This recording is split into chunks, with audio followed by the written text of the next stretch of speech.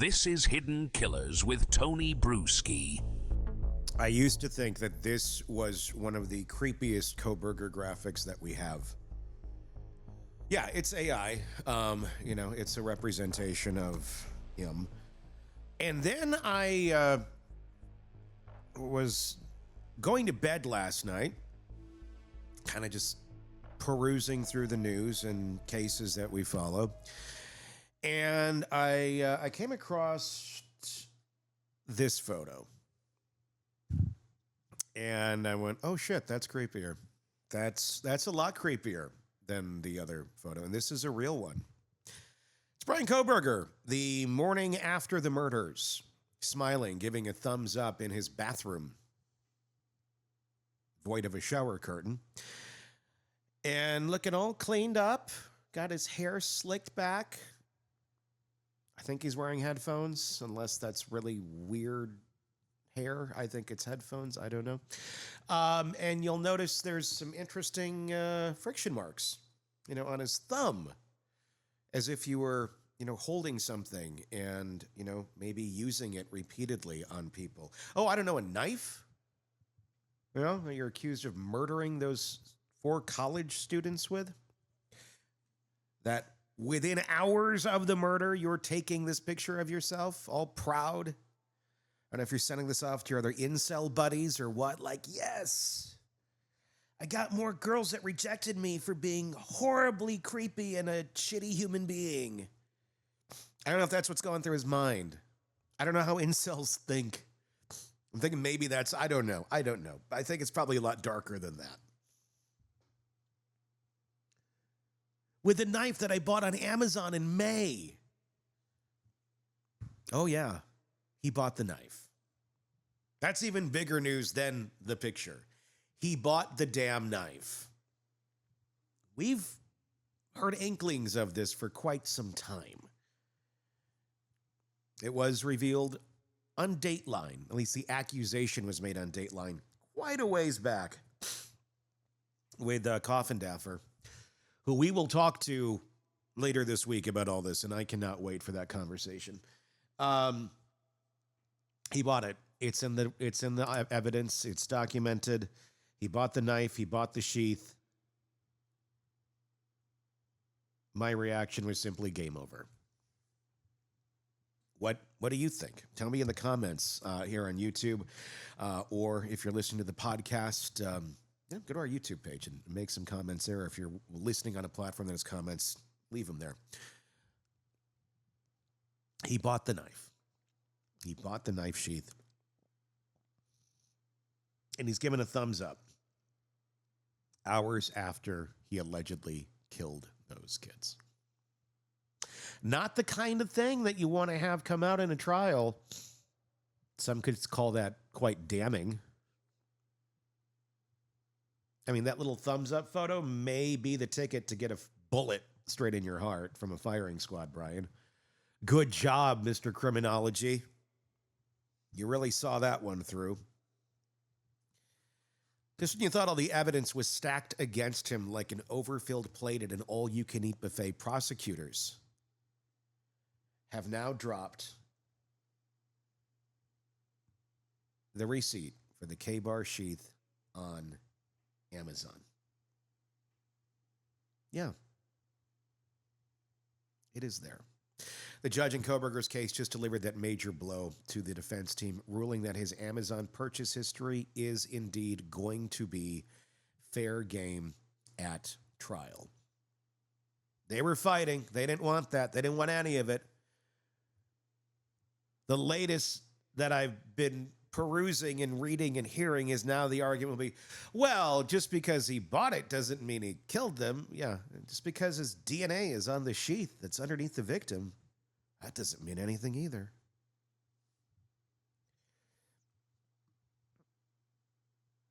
So it's going to be in there.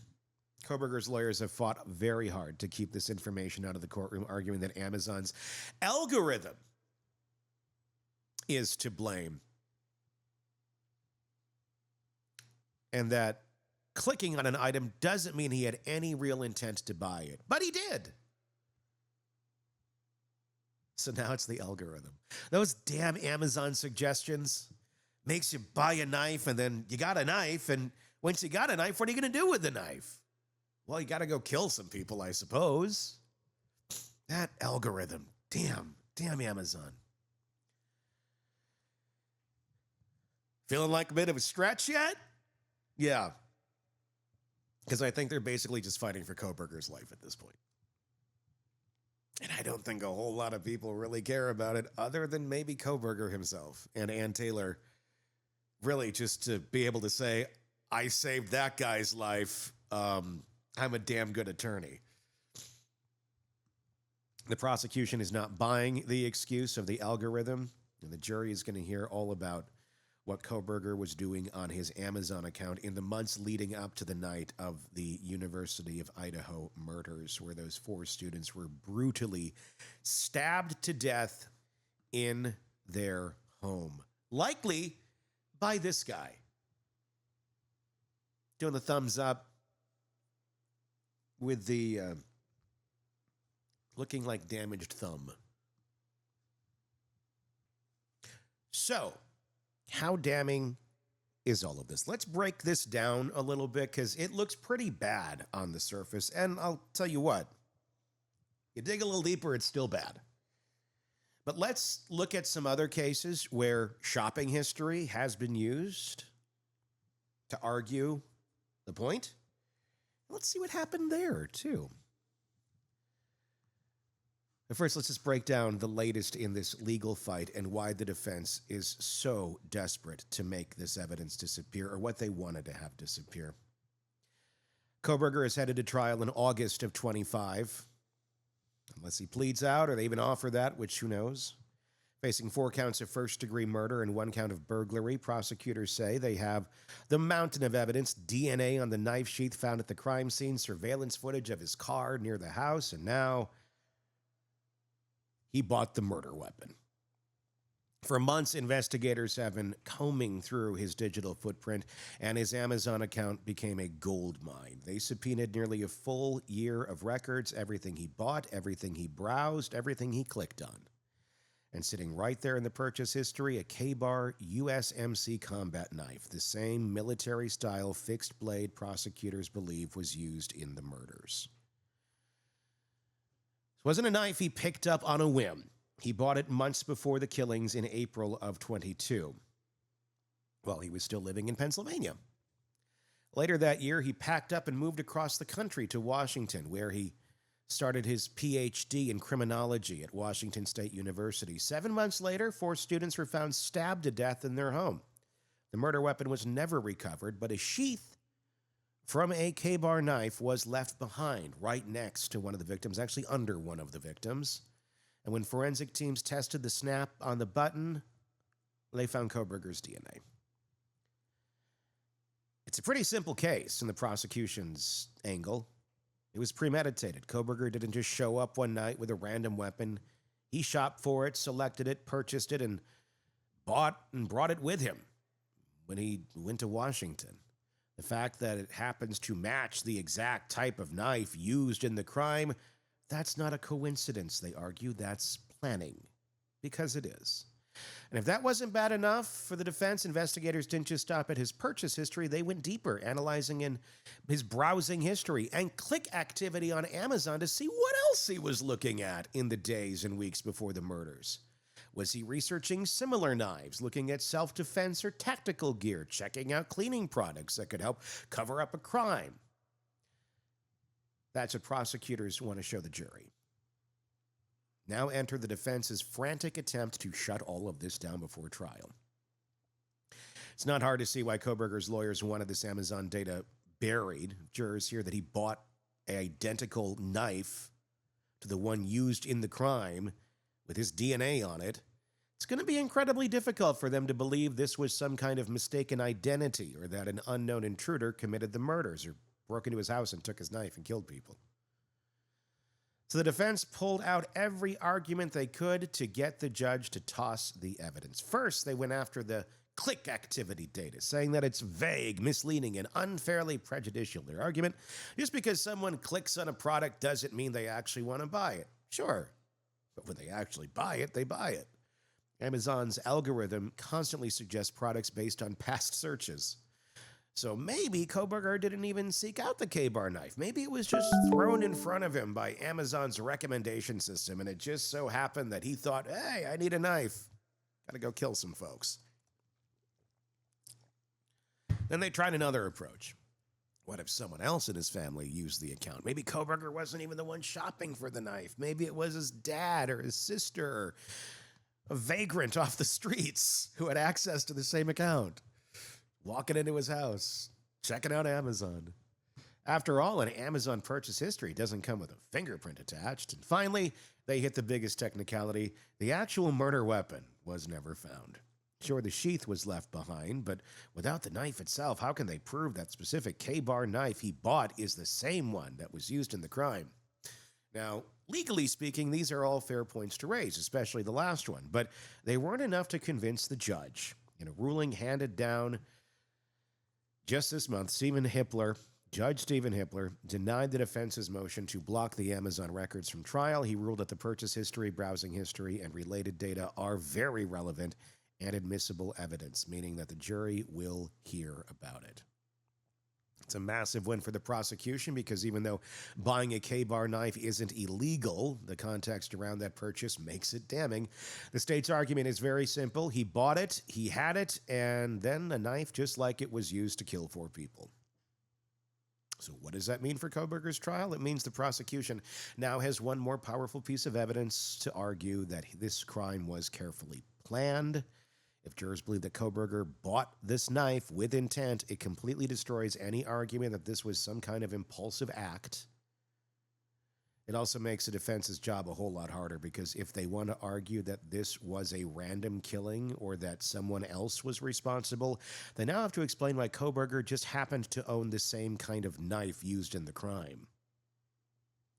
And here's the part that should really make his defense team nervous. History shows that Amazon records like these have sunk other defendants before. Yeah. This is not the first time a suspect's shopping history has come back to haunt them in a murder case. In fact, in past trials, Amazon purchase history has been used as a roadmap to premeditated murder. It's one thing to commit a crime, it's another to leave behind a perfectly documented shopping list of exactly what you need to pull it off. And yet, time and time again, killers have done just that, buying weapons, disguises, and even cleaning supplies online, leaving prosecutors with an airtight digital roadmap straight to their conviction. Amazon, a site most of us use to buy everyday essentials, has inadvertently become one of the law enforcement's most powerful investigative tools. When someone clicks add to cart on something like a murder weapon, the intent never forgets. While Brian Kohberger's legal team is scrambling to downplay his Amazon history, they're up against a track record of cases where purchase records weren't just admitted in court, they were the backbone of the case. Kohberger isn't the first person to have his online shopping habits come back and haunt him. Not even close. Not even close. Let's talk about some of the cases that have set this precedent, because if these past defendants couldn't escape their digital footprints, I don't think Kohberger will either. Few criminals have ever torpedoed their own defense as spectacularly as Todd Kolep, a man whose Amazon history read like a serial killer's wish list, and who actually left reviews on his purchases that practically confessed to his crimes. Kolep was a South Carolina real estate agent, a seemingly successful businessman with a much darker side. Between 2003 and 2016, he murdered 7 people, burying several of his victims on his property. But what truly sealed his fate? His online shopping history and the bizarrely incriminating things he wrote about it. While searching for clues to tie him to the murders, investigators dug into his Amazon account. What they found was chilling and shockingly stupid. On a knife review on Amazon, quote, haven't stabbed anyone yet, but keeping the dream alive. On a shovel, keep in the car for when you have to hide the bodies and you left the full-size shovel at home. On a padlock, solid locks have 5 on a shipping container. Won't stop them, but sure will show them down until, or slow them down until they're too weak to fight back. This wasn't just some random internet troll joking around. These reviews matched real items he used in his crimes. The locks were used to imprison a woman he kidnapped. The shovel was the same type used to bury bodies on his land. The knife, it was identical to the ones found at the murder scene. Prosecutors didn't have to spin a theory. They just showed the jury his own words. And when he was confronted with his Amazon history in court, he confessed to every single murder. The case made something very clear. Online shopping history isn't just useful in court. It can be devastating because once those records are pulled, they do not lie. Across the Atlantic, Terrence Wall found out the hard way that when you order a murder weapon online, you're leaving breadcrumbs for investigators to follow. In 2019, Wall, a fitness trainer in Wales, executed a meticulously planned attack. His victim, Gerald Corrigan, retired college lecturer who lived in a quiet coastal town. One night, while adjusting his satellite dish outside his home, Corrigan was shot through the chest with a crossbow. It was a silent and brutal, effective method of killing. No gunshot, no immediate signs of struggle, just an arrow straight through the heart. For months, police had no idea who did it. There was no obvious motive, no connection between Wall and Corrigan. The crime scene was clean. But then investigators got a break. They started digging into who had purchased that specific model of crossbow and arrows. And guess what? Only 2 people in the entire UK had bought it in the time frame surrounding the murder. One was a hunter. The other, Terrence Wall. Suddenly, a man who had no obvious link to the victim became a prime suspect. This is the moment Wall's entire defense collapsed. His purchase history didn't just put him in the suspect pool, it put him alone in the pool. And when combined with additional GPS data,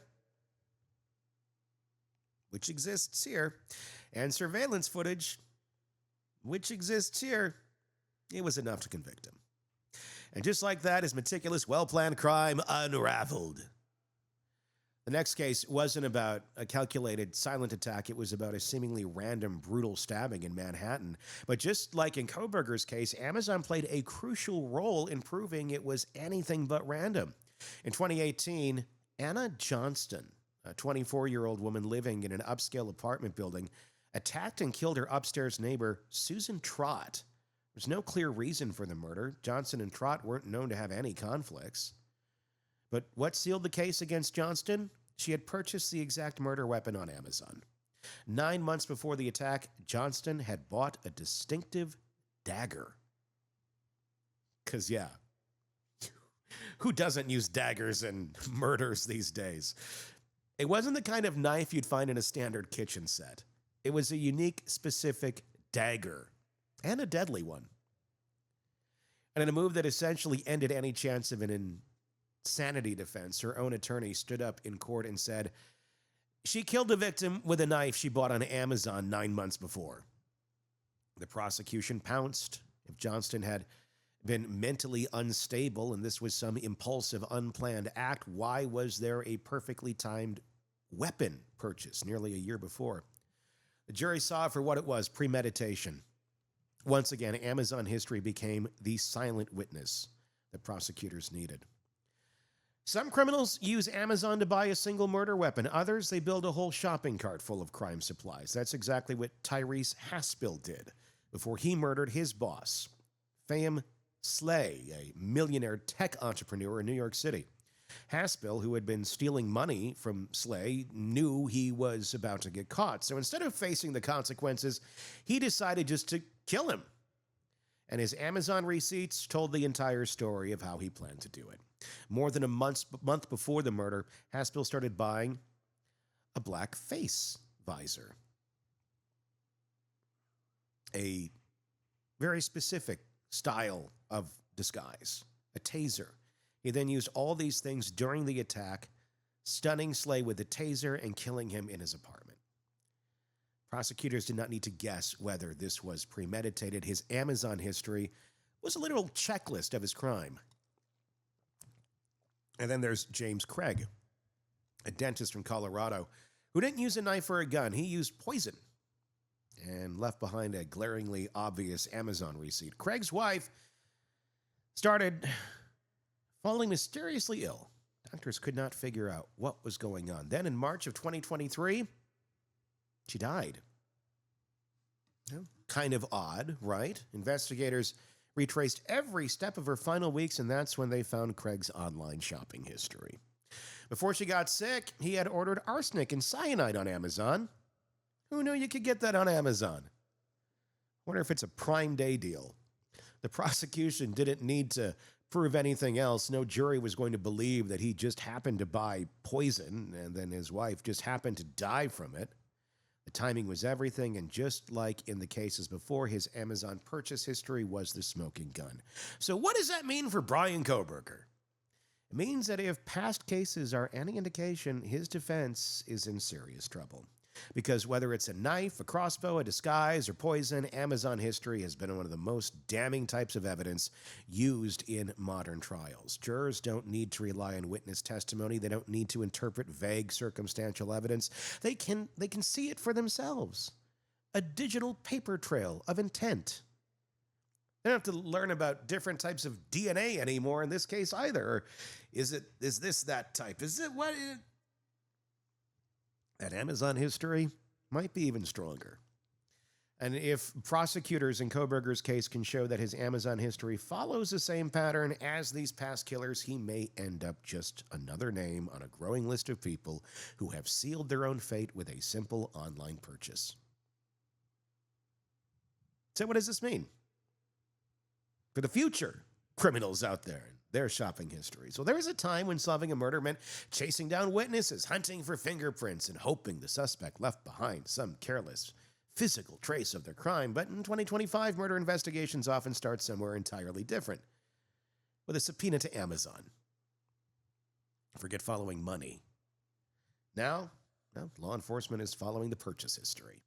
And if a suspect bought the murder weapon, a disguise, or even something as seemingly innocent as cleaning supplies right before a crime, detectives don't have to rely on gut feelings or circumstantial evidence. They can pull a digital receipt that tells them exactly what was bought, when it was bought, and even where it was shipped. And unlike human witnesses, Amazon's memory doesn't fade.